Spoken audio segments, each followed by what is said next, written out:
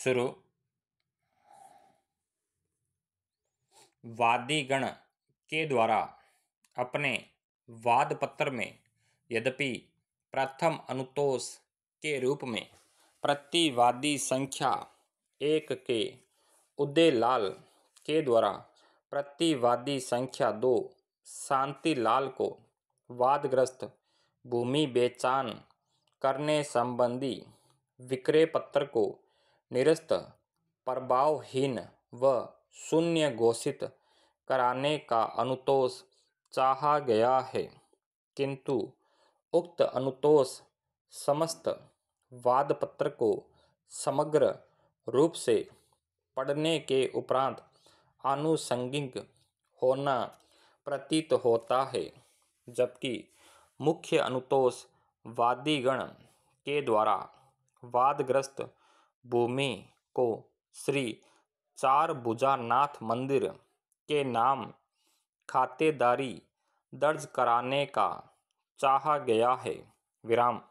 वादीगण के द्वारा हस्तगत वाद प्रतिनिधित्व वाद के रूप में प्रस्तुत किया गया है तथा वादग्रस्त भूमि में वादीगण का कोई हित होना प्रत्यक्ष एवं अप्रत्यक्ष रूप से दर्शित नहीं किया गया है एवं न ही यह वर्णित किया गया है कि वादग्रस्त भूमि पर मंदिर श्री चारभुजानाथ को किस अधिकारिकता के तहत खातेदारी अधिकार प्रदत्त किए जा सकते हैं, क्योंकि मंदिर श्री चारभुजानाथ का नाम कभी भी राजस्व अभिलेखों में बतौर खातेदार दर्ज रहना वादी के अभिवचनों एवं अभिलेख के अवलोकन से प्रकट नहीं हुआ है। विराम। यह एक ऐसा प्रश्न है और जिसके संबंध में कोई भी निर्णय राजस्व न्यायालय के द्वारा ही दिया जा सकता है। विराम। खातेदारी अधिकार प्रदत्त करने अथवा उसकी घोषणा करने की अधिकारिकता सिविल न्यायालय को प्राप्त नहीं है। विराम। उपरोक्त रूप से कज्जोड़ की मृत्यु उपरांत उसके पुत्र उदयलाल का नाम राजस्व अभिलेख में बतौर खातेदार दर्ज करने के संबंध में सक्षम न्यायालय में कोई चुनौती वादीगण के द्वारा दी गई हो और ऐसा भी कोई तथ्य प्रकाश में नहीं आया है एवं न ही ऐसा कोई तर्क अधिवक्ता अपीलार्थी के द्वारा बहस के दौरान दिया गया है। विराम।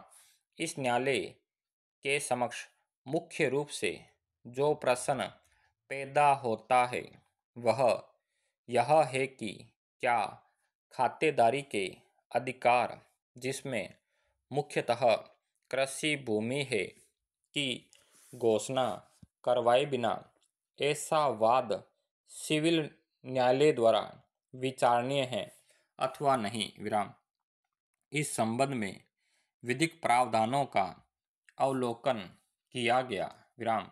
धारा 207 के अनुसार तीसरी अनुसूची में निर्दिष्ट प्रकृति के सभी मुकदमों एवं आवेदनों की सुनवाई और निर्धारण राजस्व न्यायालय के द्वारा ही किया जाना है। विराम। यह भी कि राजस्व न्यायालय के अलावा कोई भी न्यायालय ऐसे किसी मुकदमे या आवेदन अथवा वाद का संज्ञान नहीं लेगा और जिसके वाद कारण के आधार पर राजस्व न्यायालय के द्वारा राहत प्रदान की जा सकती हो। विराम।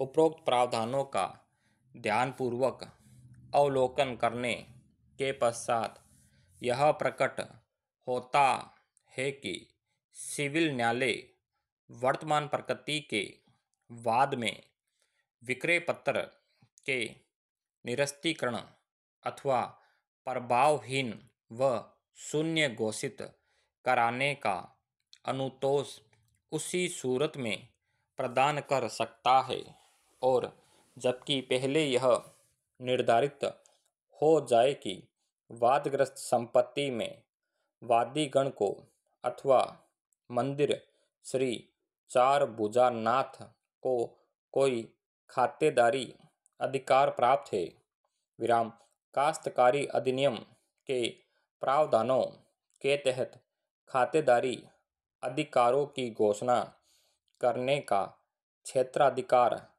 अन्यन रूप से राजस्व न्यायालय के पास है, विराम इस तरह के निर्धारण के पश्चात ही सिविल न्यायालय कोई अनुतोष प्रदान कर सकता है, विराम धारा 207 का स्पष्टीकरण यह सुझाता है कि यदि कोई वाद कारण यह दर्शाता है कि जिसके संबंध में राहत मांगी गई है वह राजस्व न्यायालय द्वारा ही दी जा सकती है, तो यह महत्वहीन है कि सिविल न्यायालय से मांगा गया अनुतोष इससे अधिक या इसके अतिरिक्त है, विराम अतः अधिवक्ता अपीलार्थी द्वारा दिया गया तर्क की हस्तगत वाद पंजीकृत विक्रय अभिलेख के निरस्तीकरण हेतु प्रस्तुत किया गया है और चलने योग्य नहीं माना जा सकता है। Full stop.